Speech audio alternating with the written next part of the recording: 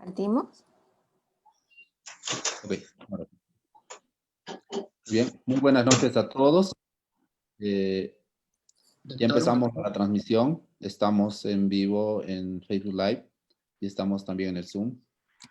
Bueno, quiero agradecer esta noche la presencia de la doctora Francisca Elgueta.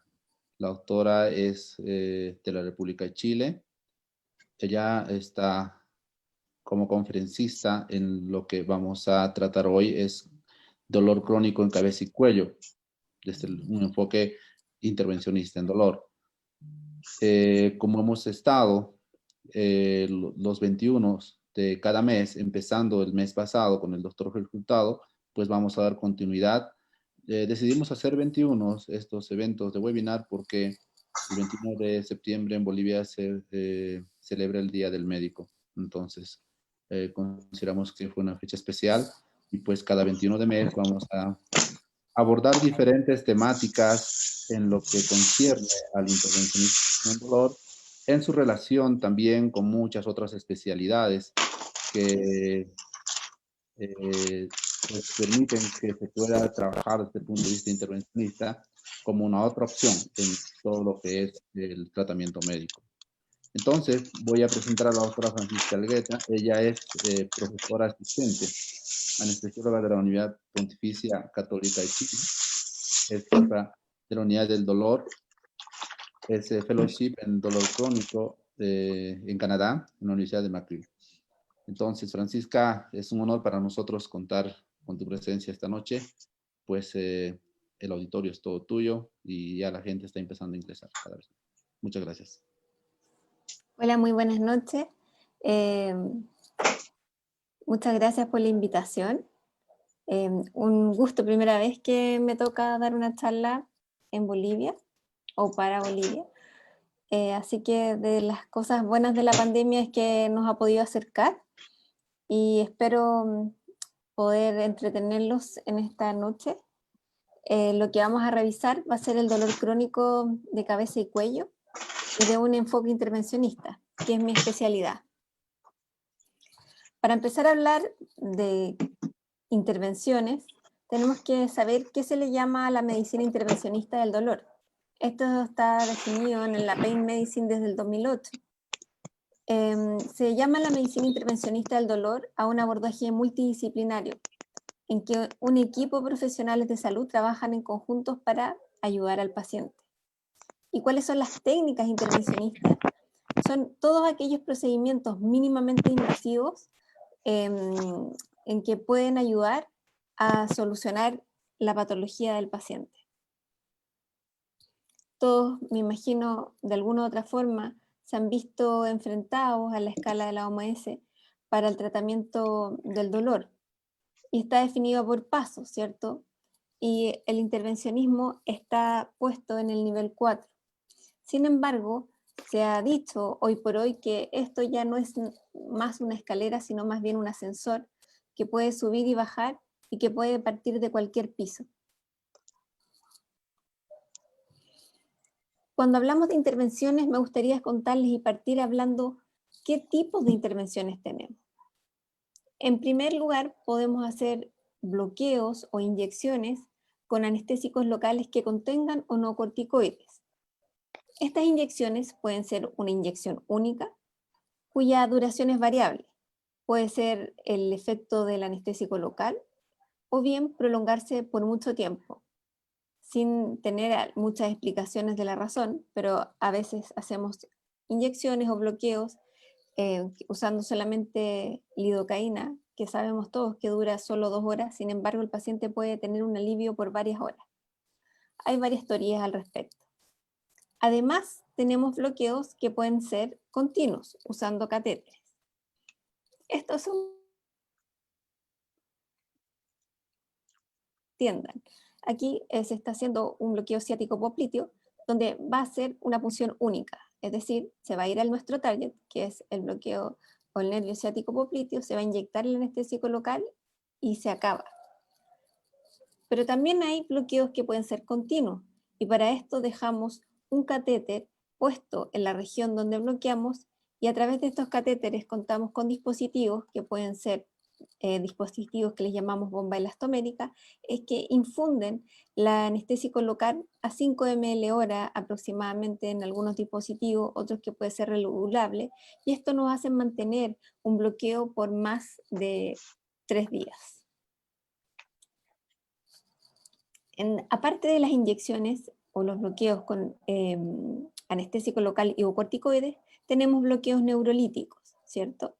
De los bloqueos neurolíticos los podemos clasificar en bloqueos químicos, que son aquellos donde usamos alcohol o fenol, y térmicos, que usamos radiofrecuencia.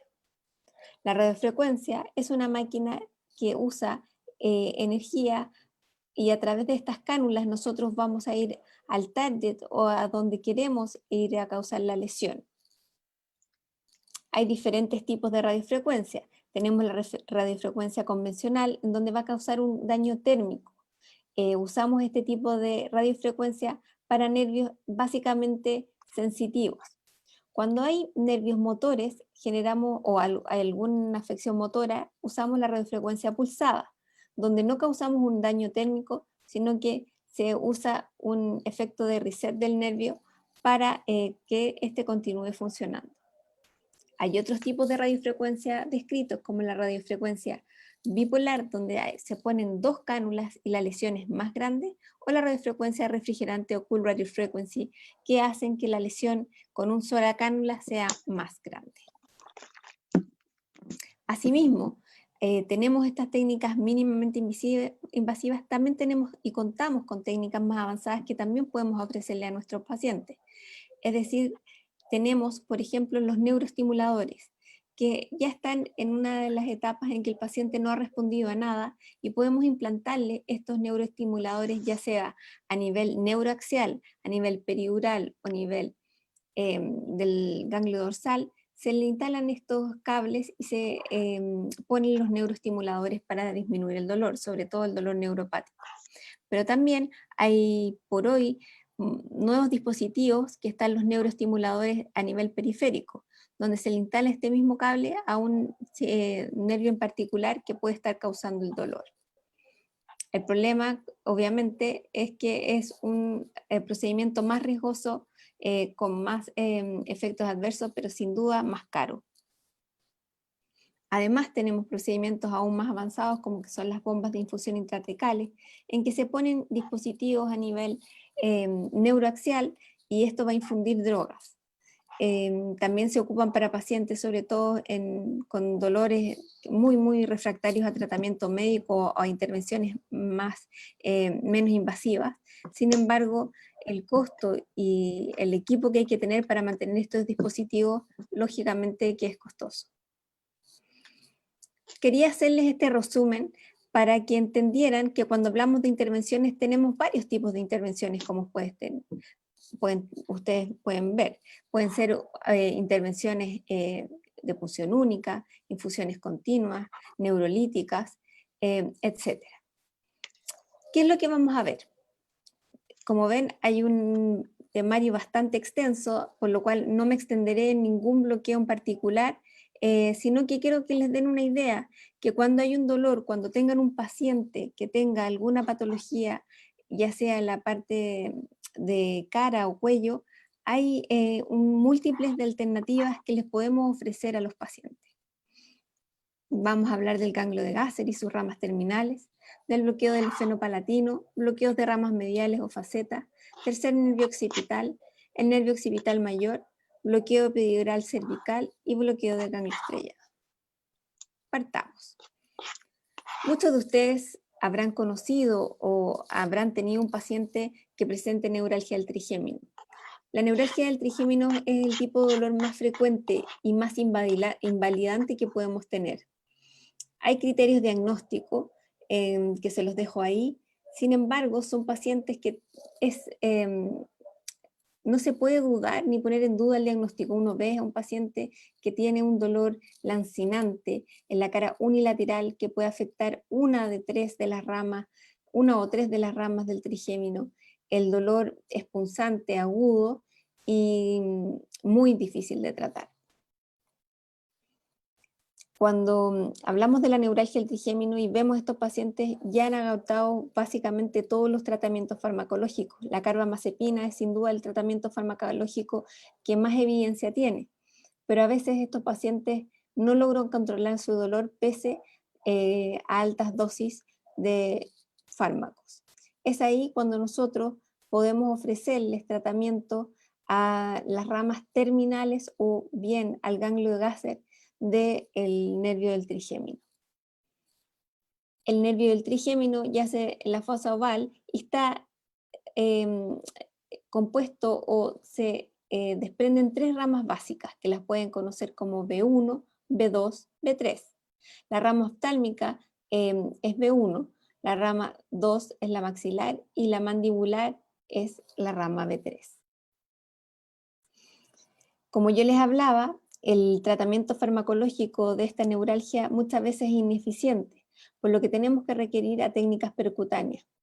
Estas técnicas tienen un alto grado de éxito, 80-90% de los casos el paciente presenta alivio. Y las técnicas percutáneas más conocidas son la compresión con balón del ganglio de Gasser, que tenemos el catéter de Fogarty, en donde en mi centro al menos lo hacen los neurocirujanos, se meten al ganglio de Gasser, inflan este balón y causan una isquemia transitoria a una presión determinada, y con esto hacen que el dolor disminuya, incluso puede desaparecer. Otro tipo de técnica percutánea es la termocoagulación por radiofrecuencia. Yo les contaba antes que tenemos esta técnica de neurolisis eléctrica, donde vamos a usar la radiofrecuencia y vamos a instalar estas cánulas acá en el foramen oval. Pueden ver cómo llegamos con esta cánula a este sector que tenemos al ganglio de Gasser, le damos energía, puedes usar una radiofrecuencia térmica, en mi caso uso pulsada, donde voy a lesionar el ganglio para la disminución del dolor. Importante a su vez es que conozcan que el ganglio de Gasser y el nervio trigeminal tiene ramas terminales. ¿Y por qué son tan importantes? Porque créanme que muchas veces podemos solucionar bastantes patologías en los pacientes tan solo bloqueando las ramas terminales del trigémino. Y estas ramas terminales son mucho más fáciles de encontrar y tienen muchas menos complicaciones y requieren menos entrenamiento. Entonces, para B1,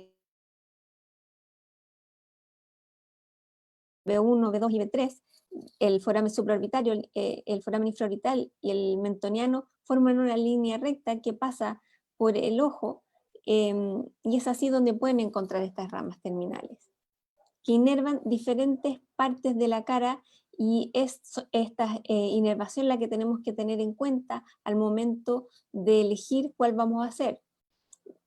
Para explicarme, si un paciente tiene una neuralgia posherpética oftálmica, vamos a elegir rama de B1, porque va a ser en este sector donde va a tener el dolor. La primera rama terminal que les quiero mencionar, donde el bloqueo es sumamente fácil, es más, se puede hacer a ciegas sin la necesidad de usar ultrasonido, es el bloqueo del nervio supraorbitario. Acá a su derecha pueden ver la inervación de este bloqueo, de este nervio, y lo encontramos fácilmente tocando la fosa. Aquí hay una escotadura, y en esta escotadura uno toca, sin meterse a la fosita, toca el periósteo, el hueso, y con 1 ml de anestésico local se produce un bloqueo total de esta área.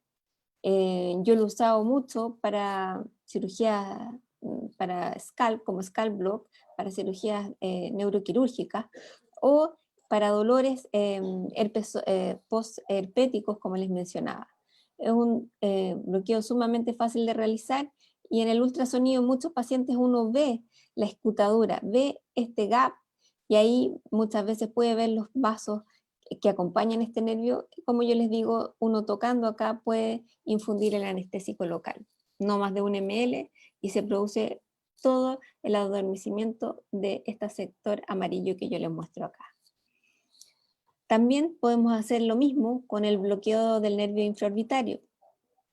Se usa para muchas cirugías, sobre todo en pacientes pediátricos, cirugía de labio leporino. Y también cuando queremos ir a bloquear una rama del trigémino como es B2.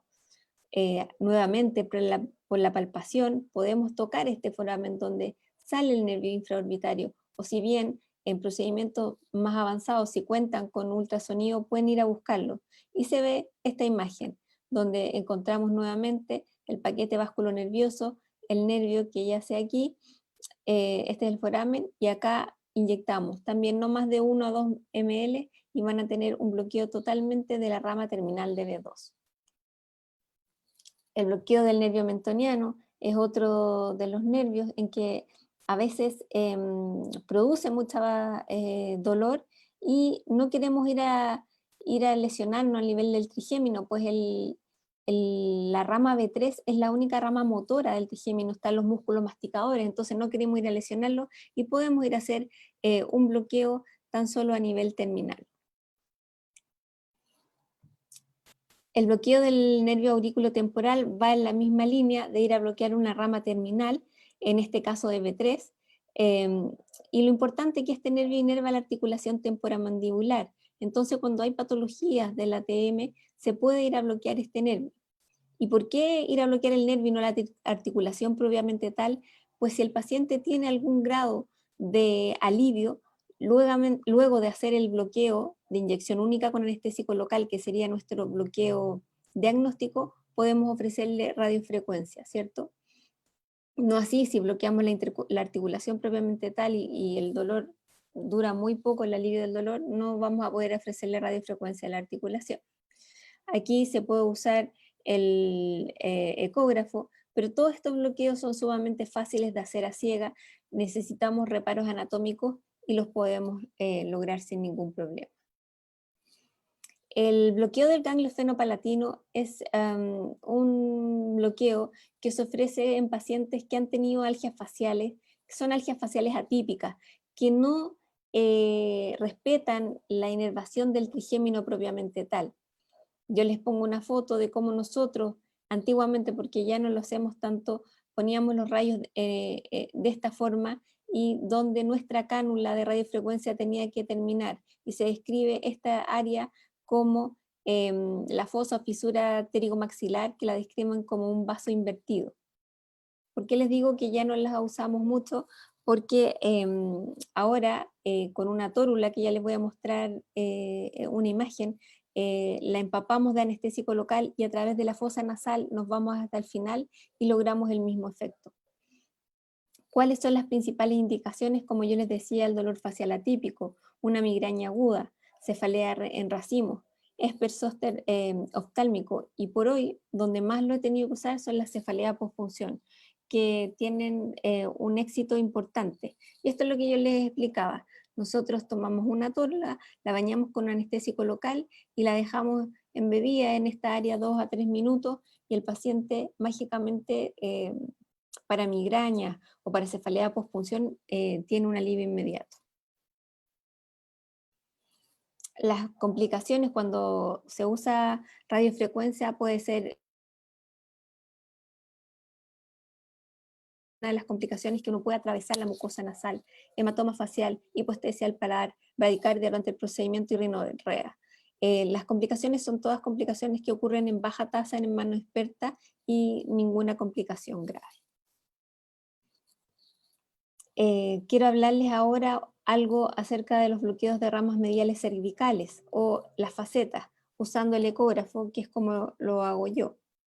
Sabemos que el dolor facetario es la causa del 40% de los dolores axiales, así como muchos pacientes se sufren de un dolor axial lumbar, a nivel cervical es igual de frecuente y muchas veces no es tomado en cuenta porque sabemos la mayoría de los intervencionistas hacer tratamiento de facetas a nivel lumbar, no así a nivel cervical, donde lógicamente, y está bien que así sea, hay mucho más miedo de hacer cualquier tipo de intervención.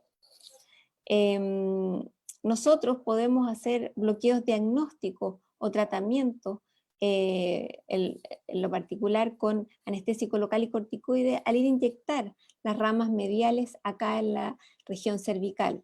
Generalmente se hace en el pilar articular, ¿ya? Importante, y lo voy a repetir, es que en este pilar articular es donde yace la rama medial y es lo que podemos ver con rayos o con ultrasonido e ir a bloquear estos diferentes nervios. El paciente le produce un alivio importante, y no tan solo cuando hay artrosis de estas facetas, sino también por lesiones de latigazo cervical o whiplash, o cuando ya hay una contractura importante, este tipo de bloqueo lo puede aliviar de una forma bastante particular. Sabemos que las ramas mediales inervan desde el hombro hasta arriba de la cabeza, ¿cierto? El cuello y sobrepasa. Cuando al paciente le duele desde el hombro hasta tener cefaleas, nosotros bloqueamos todas las ramas mediales cervicales. Si el paciente solo tiene cefalea, bloqueamos solo C2, C3. Si el paciente presenta solo el dolor en el cuello, se bloquea solo C4 y C5. La mayoría de las veces el dolor es en C5 a C6, en un 35% de los casos. Sin embargo, casi igual o más importante es dolor con cefalea, es decir, dolor de la rama del tercer occipital. Quiero mostrarles un poco de anatomía, pues si entienden esta figura, me entenderán cuando les muestre las imágenes de lo que hacemos en forma intervencional. Aquí tienen toda la columna cervical desde C7 a C1. Importante decirles que la arteria vertebral viaja muy cerca de esto. Y no solamente la arteria vertebral, hay un sinnúmero de ramas arteriales que son importantes, que pueden irrigar la médula espinal, que son importantes verlas. Es por esto como la ecografía ha agarrado cada vez más importancia, pues esta no permite ver estos vasos. Ahora quiero que me sigan. Esto, cuando hablo de pilar articular, son estas áreas. Las facetas son las articulaciones acá. Entre C2 y C3 tenemos el tercer nervio occipital, que es el nervio que pasa por la faceta entre C2 y C3. Acá está limitado un pilar articular, y como yo les dije, en los pilares articulares, que son las regiones planas, van a estar adosados las ramas mediales. Cuando usamos ultrasonido, cuando usamos radioscopía, perdón, el lugar donde están las estrellas son nuestro target. Acá está el target del tercer nervio occipital que causa cefalea, y acá están los pilares articulares de los targets que queremos poner las cánulas o el bloqueo único. Se los muestro en una radiografía. Esta es una radiografía donde están puestas nuestras cánulas, ¿cierto? Sin embargo, obtener esta imagen así de perfecta, que es una imagen lateral, a veces bastante costoso, sobre todo cuando no se tiene tanta experiencia. Es por esto que cada vez más ha cobrado importancia, y así la literatura lo apaña, en que el bloqueo de las facetas o de las ramas mediales usando ultrasonido es más seguro, tiene mayor precisión o igual precisión que los rayos, sin embargo el tiempo es menor y vasculares disminuye. El efecto clínico es similar y, como yo les decía, menor punción vascular. ¿Y cómo hacemos esto?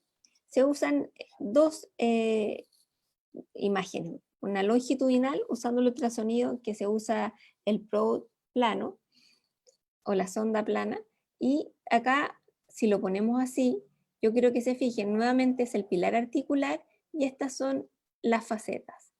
Estamos en este plano, este es mi probe que está en este, la sonda se pone así y vamos a ver valles y picos, valles y picos. Los valles son los pilares articulares, que son estas zonas que ven acá, donde yo les dije se alojaba la rama medial. Y en estas zonas acá, los picos van a ser las facetas. Entonces, si uno pone el ultrasonido de esta forma, va a ver imágenes de camello o valles y picos. En donde están los asteriscos son las facetas, que son donde se separaban cada articulación, y acá los valles son la parte del pilar articular donde, les he repetido, aloja el nervio medial, ¿cierto? Lo mismo acá, y lo bonito que aquí no solamente podemos apreciar nuestro target, que son los nervios, sino que también podemos apreciar los vasos. Y yo siempre digo, tan importante ver lo que queremos ir a bloquear, es importante ver lo que no queremos por ningún motivo tocar. acá uno puede ir viendo, incluso ve la arteria vertebral y sabe que ahí por ningún motivo podemos ir a puncionar. Después lo tenemos en este eje, el eje transverso, donde nuevamente voy a ver el pilar articular y voy a ver las facetas, ¿cierto? Y aquí voy a ver el tubérculo posterior y la lámina. Es este ramo aquí, este lugar donde está morado, donde yo voy a ir a hacer mi bloqueo de rama medial. Y aquí unas fotos ecográficas donde lo pueden ver, donde está mi aguja, y yo acá con menos de 0,3 mililitros de lidocaína o lo que decida usar, puedo bloquear las ramas mediales. Acá está sobrepuesto con una imagen de escáner para que no se pierdan y lo pueden ver. Y cuando yo hago lo mismo, pero en vez de ir a pilar articular voy a faceta, van a ver una línea discontinua. Ya no vemos la línea continua que veíamos antes, sino que una línea discontinua. Acá lo mismo, vamos a bloquear. Y como yo les decía, la ventaja del ultrasonido es ver lo que no quiero bloquear. Aquí en mi target está este tremendo vaso, que si lo hubiéramos hecho con rayos, hubiéramos pinchado. Hubiera sangrado el paciente, hematoma, no sabemos, quizás no pasa nada, pero sin duda me da más seguridad usar el ultrasonido para ir ver dónde no voy a ir a bloquear. Me gustaría detenerme unos minutos en la cefalea cervicogénica. Se define como la cefalea cervicogénica es un dolor percibido en la cabeza que viene de cualquier parte del cuello, ¿ya? Este dolor generalmente es unilateral, moderado, que se inicia en la región occipital y puede irradiarse a cualquier zona de la región frontal. ¿Y por qué, dirán ustedes? ¿Por qué un dolor que se origina en el cuello puede sentirse a nivel cefálico, en la cabeza? Y es porque del primer al tercer nervio espinal están conectados a través del núcleo trigémino talámico, y este núcleo conecta todos estos nervios y hace que dolores cervicales puedan viajar y se puedan sentir a nivel temporal e incluso frontal. Pero esto es más importante aún, porque hay muchos estudios que hablan del puente miodural. ¿Y qué es esto? Es algo tan interesante que dicen que muchos de los músculos a nivel occipital están conectados por tejido conectivo. ¿Y por qué me gusta decirles esto? Porque si hay esta conexión propiamente tal, cualquier inyección o bloqueo que yo haga en este sector, ya sea muscular o nervioso, puede viajar por la región dural y va a llegar al sistema nervioso central, va a viajar por la dura madre y pueden hacer una conexión. Es decir, un simple bloqueo de nervio en este sector puede ser puede tener un spread cervical peridural, lo que lo hace muy interesante. Y esto no es nuevo, estos son los múltiples trabajos en donde se ha demostrado efectivamente la existencia de este puente miodural. Es así como han habido trabajos que han mostrado que un bloqueo del nervio occipital mayor, que ya los vamos a ver, puede solucionar una cefalea pospunción o una migraña sin estar relacionado. Es por este puente miodural. Yo ya les adelanté un poco, pero tenemos el bloqueo del tercer nervio occipital.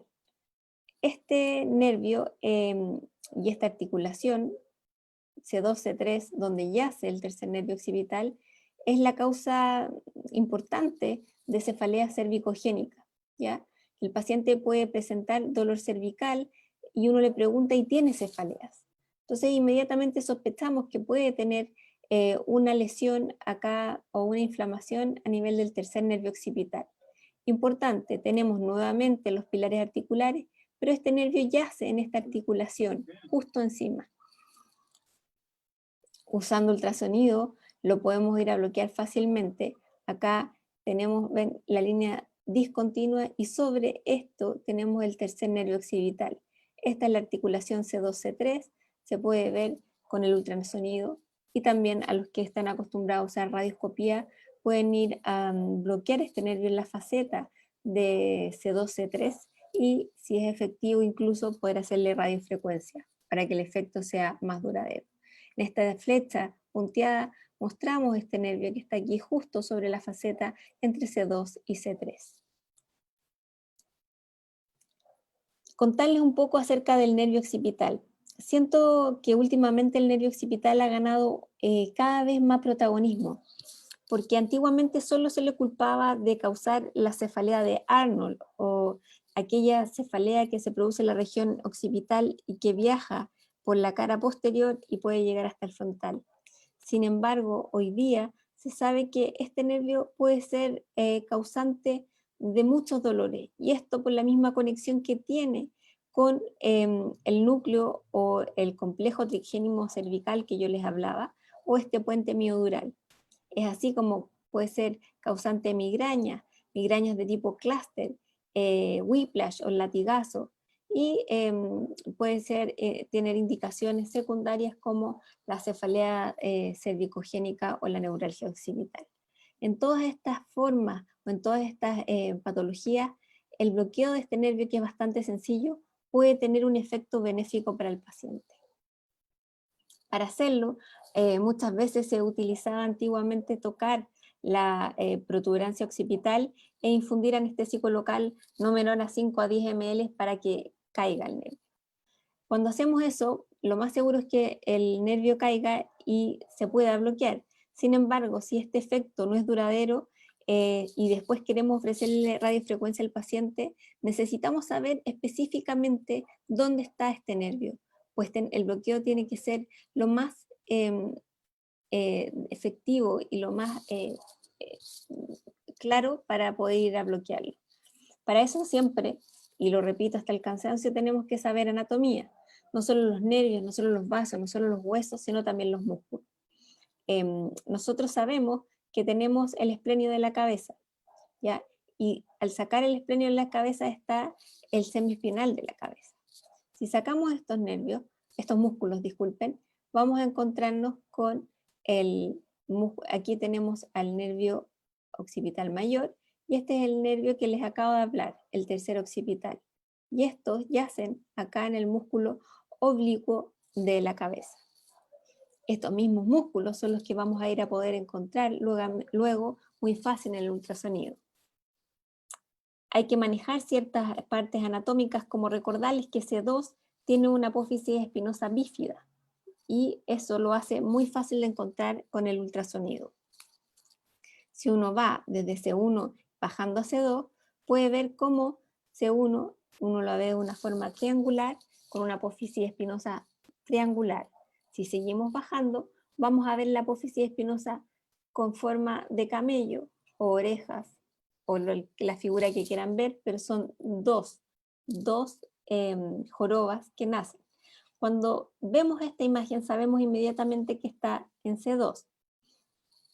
Y este trabajo fue muy importante porque describió que se puede hacer con el ultrasonido de una forma bastante específica.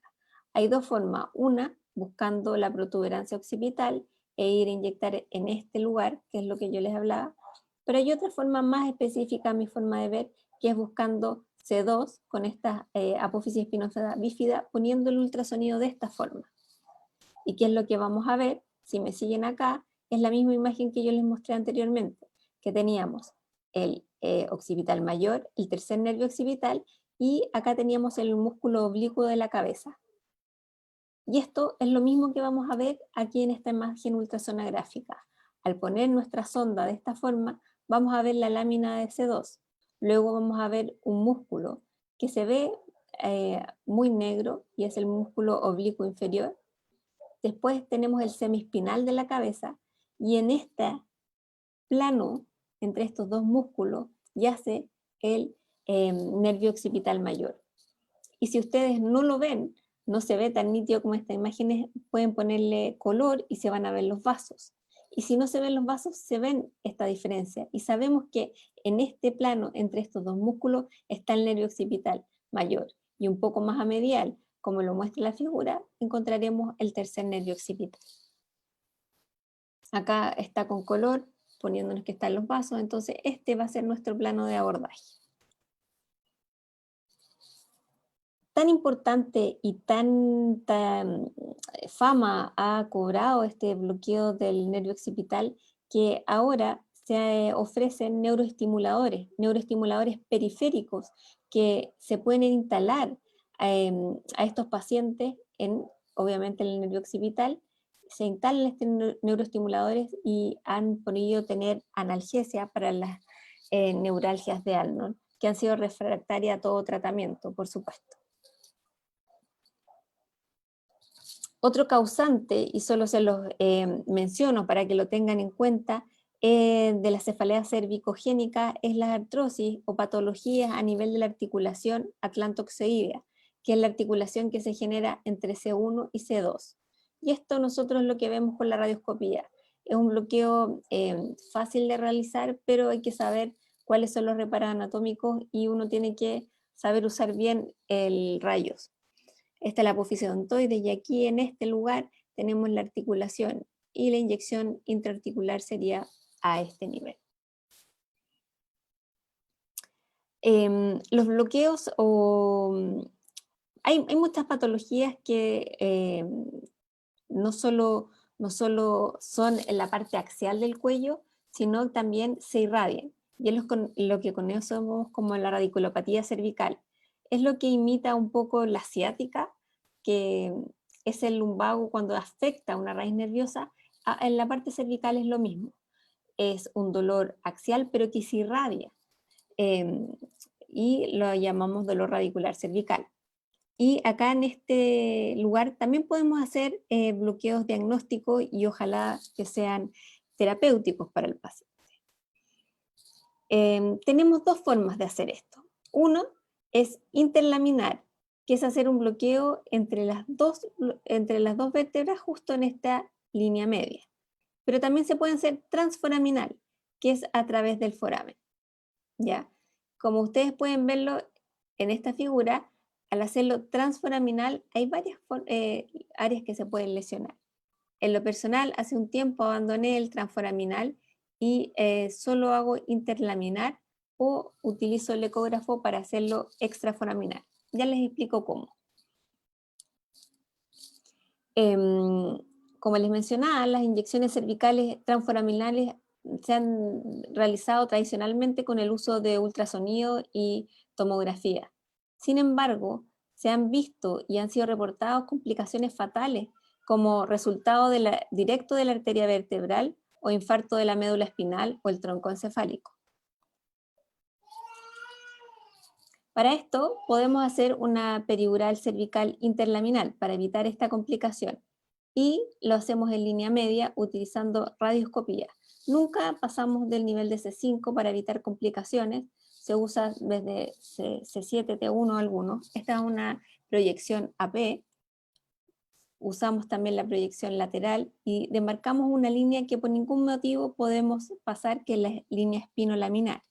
Y para corroborar esto, usamos rayos de tal forma que nos permita ver el paso de la aguja y no pasar por ninguna manera a la dura madre o a la médula, porque es un lugar muy peligroso que no queremos dañar. Yo les contaba que mi práctica ahora hago solamente interlaminal, es decir, la línea media, y abandoné el transforaminal por los vasos que están descritos que pueden haber, y estos vasos pueden ir a irrigar parte de la médula, y si uno lesiona estos vasos, se han producido infartos importantes en esta zona. Entonces, como los riesgos pueden ser mayores que los beneficios, hemos abandonado el transforaminal cervical y lo que estamos haciendo ahora es línea media, o bien esta técnica, que cada vez me gusta más y la uso más, que es hacer el bloqueo de la raíz del nervio, pero extraforaminal. Es decir, si antiguamente lo hacíamos en el foramen, ahora vamos a bloquear el área donde ya salió la raíz nerviosa. ¿Y cómo lo hacemos?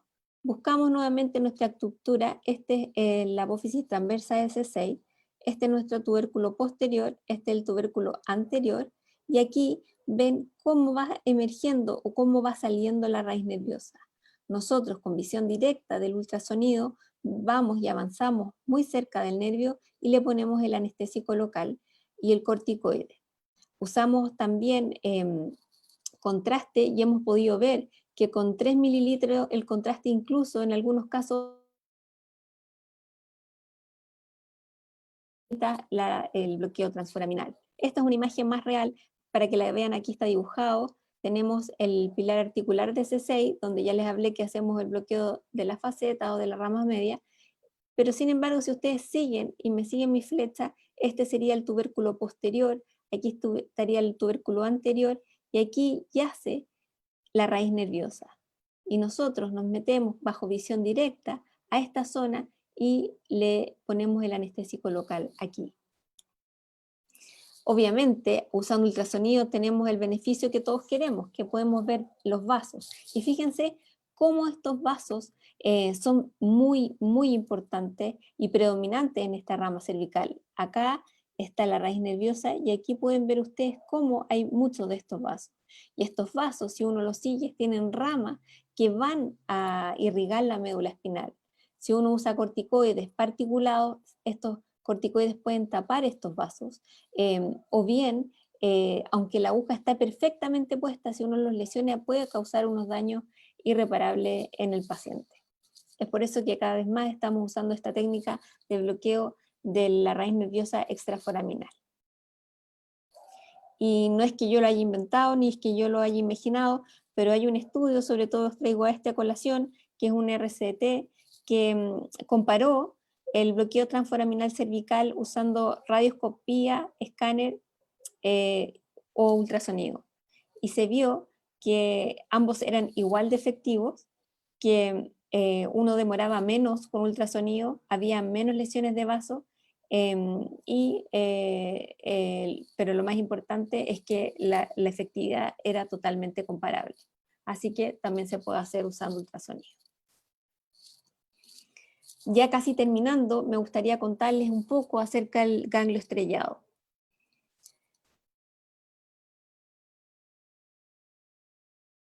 Está compuesta por el ganglio cervical superior, el ganglio cervical medio, el ganglio cervical inferior. Cuando el ganglio cervical inferior se junta con el tronco torácico superior, es lo que formamos o lo que se llama el ganglio estrellado. Me gustaría también que en esta imagen se fijaran cuáles son los reparos o las estructuras que acompañan al ganglio estrellado. Tenemos acá la carótida por anterior y también el músculo largo del cuello, esófago y tráquea. Como yo les contaba, el ganglio cervical inferior más el primer ganglio torácico es lo que forma el ganglio estrellado en el 80% de la población. Y está localizado lateral al músculo largo del cuello, posterior a la arteria carótida.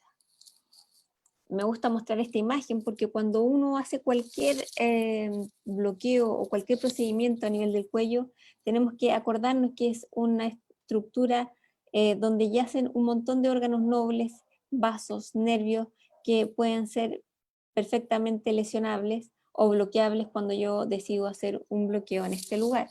Así, acompañando al ganglio estrellado, tenemos muy cerca la pleura, el nervio laringio recurrente, tenemos el nervio frénico, el nervio vago, el plexo braquial, todas estructuras factibles de ser dañadas. Y no solo nervios, sino también tenemos muchos vasos, como la arteria tiroidea inferior en este lugar, que es causa de complicación de este tipo de bloqueo.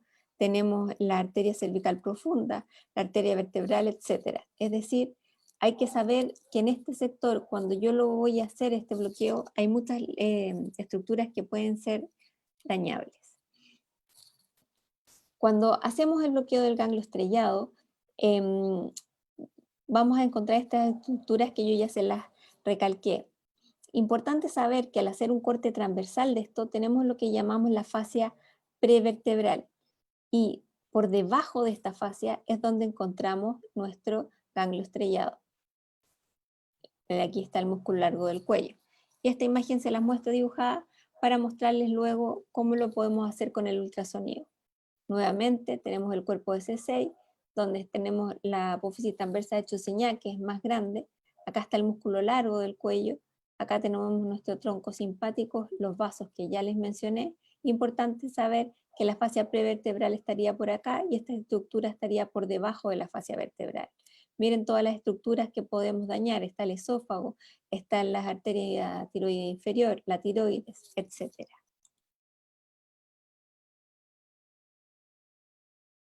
Un ganglio estrellado.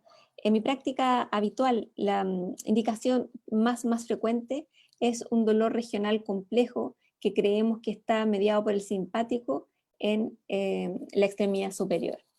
Para mí es esa la principal indicación, ¿ya? El dolor regional complejo.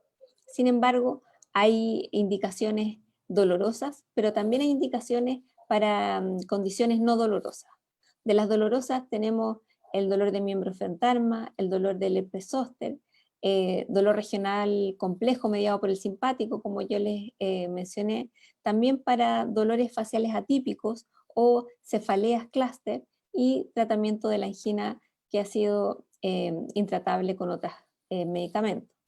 Para las condiciones no dolorosas, lo que más frecuentemente me piden, sobre todo vasculares, para enfermedades de Raynaud, donde hay una vasoconstricción importante de vaso, entonces con este bloqueo se produce una vasodilatación que permite un alivio del dolor.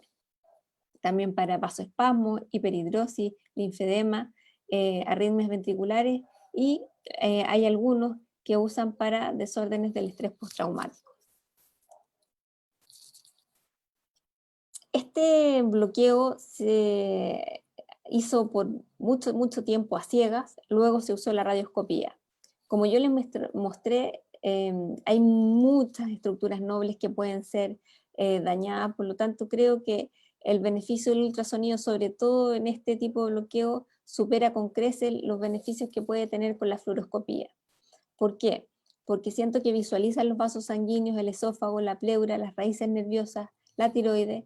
Además, el tener el spread del anestésico local bajo la fascia pervertebral hace que este tenga una distribución más caudal. Entonces esto nos permite tener mayor beneficio cuando tenemos una patología a nivel del brazo. Por esto mismo, por la mayor tasa del bloqueo simpático del miembro superior. Y tenemos menor incidencia de bloqueo nerviolaringio vago recurrente. También necesitamos menos anestésico local, difunde menos y bloquea otras estructuras que no queremos bloquear. ¿Cómo lo hacemos? Alinear, en esta forma el paciente está mirando contralateral, este es el cuello, y tenemos las estructuras que ya les he mencionado varias veces. Tenemos nuestra tiroides, ¿cierto? Y el músculo largo del cuello. Yo les dije que acá, donde están estas flechas, está la fascia prevertebral. Y en este lugar, atravesando la fascia, en donde vamos a ir a bloquear el ganglio estrellado. Tenemos la apófisis transversa y en este lugar está nuestra carótida. ¿Cuáles son los signos de éxito?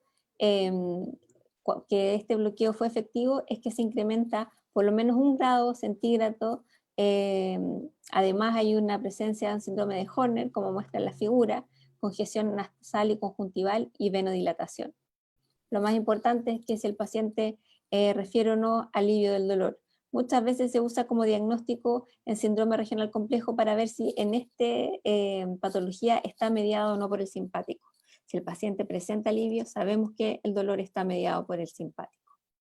Las complicaciones ya se las pueden imaginar con todas las estructuras que yo les he mencionado. Podemos bloquear el plexo braquial, bloqueo del nervio laringio recurrente, podemos producir un hematoma, una punción esofágica, lesión a las tiroides, bloqueo neuroaxial, entre otras. Acá mostrarles todos los vasos que están en nuestro trayecto. Este es el músculo largo del cuello y cómo, miren, en esta forma, si le hiciéramos a ciega, cómo está la arteria inferior de la tiroides justo en nuestro trayecto. Acá nuevamente les muestro la arteria tiroidea inferior y se han producido complicaciones graves, incluso muerte, por hematoma de esta arteria, lesión de esta arteria, hematoma y compresión traqueal. Además, está el esófago. En 70% de la población está el esófago desplazado a nivel izquierdo. Imagínense, acá está el músculo largo del cuello, este es nuestro target y el esófago está muy cerca. Si lo hiciéramos a ciega podríamos lesionar el esófago y podría pasar esto, que el contraste se vaya ahí a través del esófago. No menos importante, y por último mencionarlo, que en toda esta región hay muchos puntos gatillo. Son referidos los odontólogos en pacientes que presentan contractura de la articulación ATM tienen bruxismo, presentan mucha contractura de diferentes músculos y uno presiona y los pacientes pueden sentir su dolor. ¿Qué se puede hacer en estos casos? Podemos usar agujas secas e ir a puncionar estas zonas dolorosas. También se pueden usar punciones con anestésicos locales, masoterapia o masajes descontracturantes para soltar los músculos y producir determinado alivio. Si esto no es suficiente, también se puede usar toxina botulínica. Cualquier intervención que ustedes elijan, y para terminar, no basta. Me encantaría decirles que con un bloqueo el dolor termina y ya está. Nosotros como intervencionistas somos una parte más del complejo puzzle que presenta el paciente con dolor crónico, donde hay varios participantes, está el médico cabecera, el médico familia, quizás el paliativista, psicólogo, psiquiatra, rehabilitador, quimioterapia, solo para mencionarles algunos. Y nosotros, los intervencionistas, formamos una pequeña parte de este puzzle en donde podemos ayudarle al paciente de alguna forma a tratar el dolor, sobre todo aquellos pacientes en que las medidas analgésicas, farmacológicas o no farmacológicas han sido insuficientes. Muchas gracias. Bueno, brillante exposición, Francisca, muchas gracias por compartir. Con tu autorización vamos a compartir también esta presentación, como te dijimos, en el Facebook. Y pues nos quedamos gratamente sorprendidos porque más de 100 personas estuvieron siguiendo nuestra charla y seguramente van a estar viendo también más allá, más gente. Agradecemos y saludamos a los amigos y colegas en México, Brasil, Perú, que nos están siguiendo, Chile. Pues prácticamente lo que intervencionismo en dolor es un área, yo diría, emergente, sobre todo en Latinoamérica, quizá más posicionada en Europa y en Estados Unidos, ¿no? Y en Canadá. Pero considero también importante compartir justamente este conocimiento, estas experiencias para que nuestra gente latina, nuestros colegas, puedan ver en el intervencionismo una posibilidad diagnóstico-terapéutica, ¿no? Muchas gracias realmente, Francisca, y pues voy a compartir las preguntas con el público, que Francisca pues nos ha dado 2 preguntas. Habíamos comentado en nuestro flyer que se obsequiarían 2 oxímetros de pulso. Entonces, en Unimed, en la Avenida Arce, en La Paz, para los que están acá, vamos a entregarles, pues, o vamos a coordinar si tenemos que enviar en el interior. Yo creo que para afuera va a estar más difícil, ¿no? Entonces, bien, mando las preguntas. Había comentado Se querían 2 oxímetros de pulso. Entonces, en Unimed, en la Avenida Arce, en La Paz, para los que están acá, vamos a entregarles. La pregunta es, pues, ¿cuál es el target? o vamos a coordinar si tenemos que... ¿Dónde vamos a encontrar este nervio? Vamos a pedir que vayan respondiendo en el Facebook o también por el Zoom para que la primera respuesta sea pues la persona que gane, ¿no? Mientras tanto, lanzo la siguiente pregunta. La segunda, habló de lo que sería el síndrome doloroso de complejo regional, ¿verdad? Una pregunta igual bastante fácil, seguramente la van a responder rápido, solamente que lo hagan. ¿Cuál es el target para el bloqueo para esta patología, ¿no? Bien, muchas felicitaciones por muchos colegas, Francisca, realmente muy linda ponencia.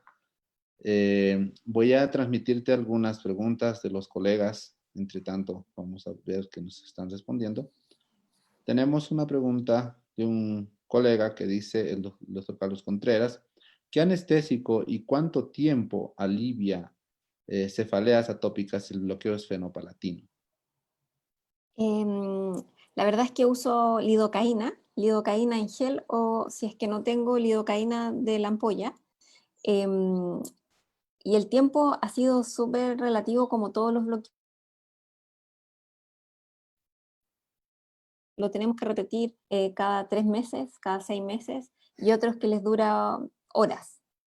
Entonces, cuando es efectivo y le dura horas, nosotros le ofrecemos hacerle un procedimiento que esperamos más duradero, como es la radiofrecuencia. Por costos a veces prefieren repetírselo, incluso ellos mismos pueden comprarse unos sprays nasales que son unos atomizadores, les ponemos lidocaína y los pacientes se lo introducen en la nariz y pueden hacerse. Entonces por eso yo decía que antiguamente hacíamos mucha radiofrecuencia de fenopalatino, ahora con estas técnicas más baratas y más cómodas para el paciente, se lo tienen que aplicar ellos, se lo pueden aplicar ellos mismos, o en la consulta nosotros con la tórula se lo aplicamos. Ok. El doctor José Alberto, primero felicitándola, excelente presentación, doctora. Gracias. Pregunta, ¿tiene experiencia para comentarnos respecto al bloqueo del tercer ganglio dorsal simpático, se refiere, para evitar el síndrome de Claude-Bernard Horner? Soy el doctor Cantizani. Perdón, qué gusto, doctor Cantizani, es un profesor mexicano, ¿no?, de Monterrey. Pues un gusto saludarlo, doctor Cantizani. Esa es la pregunta del doctor, entonces. Del bloqueo, perdón, dorsal. Sí, del tercer ganglio dorsal simpático, para evitar el síndrome de Claude-Bernard Horner. No, la verdad es que no tengo experiencia, no lo he escuchado. Lo siento. Pues realmente, si el doctor Cantizani tiene la chance de comentarnos y hablar un poquito, pues será muy grato, doctor, porque yo sé que él ha estado trabajando bastante en esta región. Justamente cuando estaba en Monterrey me comentaba de este tema. Pues, doctor Cantizani, si tiene la chance, por favor, habilite su micrófono. Bien, pues el doctor también la felicita e indica que es excelente la presentación y consulta justamente acerca de ello. Tenemos otra pregunta de otro colega. ¿Cuáles serían las indicaciones del bloqueo extraforaminal? Las indicaciones son las mismas que para el transforaminal cervical, es decir, un dolor radicular, que eso quiere decir un dolor que sigue una fibra nerviosa. Entonces el paciente refiere dolor cervical con cervicobraquialgia, ¿ya? Entonces nosotros vemos qué nivel es el dolor y a ese nivel le hacemos el transforaminal, extraforaminal. Lo que me han pedido mucho últimamente es que a veces los traumatólogos, los ortopedistas, quieren cerciorarse si el nivel que ellos ven en la imagen y ven en la clínica se correlaciona con el que van a ir a operar. Entonces me envían al paciente y me dicen, ¿puedes por favor bloquearle C6? Entonces yo voy y con el ultrasonido busco la rama extraforaminal, lo anestesio, y cuando tiene la anestesia lo confirmo con rayos para ver si estoy en el nivel donde yo creo. Perfecto. Esas indicaciones. Otra pregunta. En el caso de hernias de disco cervical, ¿cuál sería su conducta? Cuando tienen hernias de disco cervical, lo que nosotros hacemos y tenemos éxitos sería epidural cervical línea media, interlaminar. Perfecto. Hay pacientes que responden bastante bien, que no necesitan repetirse el procedimiento, hay pacientes que esto dura 6 meses, y hay pacientes en que no responden y a veces tienen que pasar a la cirugía. Por lo menos se le da la chance de ver si este procedimiento menos invasivo y menos costoso tiene algún efecto. Ok. Y la última pregunta me pasó, tal vez podríamos pensar el puente miodural justamente. Si tuviste algún caso en que hiciste una radiofrecuencia del trigémino, como me pasó en un paciente, mejora y a los 3 días presenta una neuralgia glosofaringea. No sé si puedes comentarnos al respecto.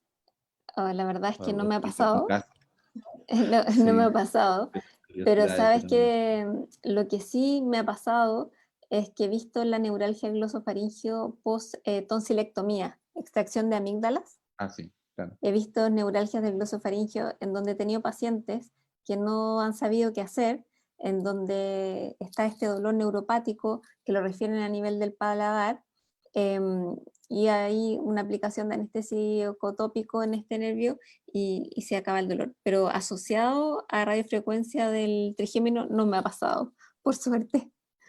Sí, son cosas que pasan. Medicina. Sí. Bien, otra pregunta.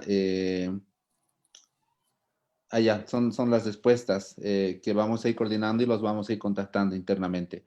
No sé si el doctor Cantizani está en línea y si puede comentarnos algo. Y si no, ya vamos terminando.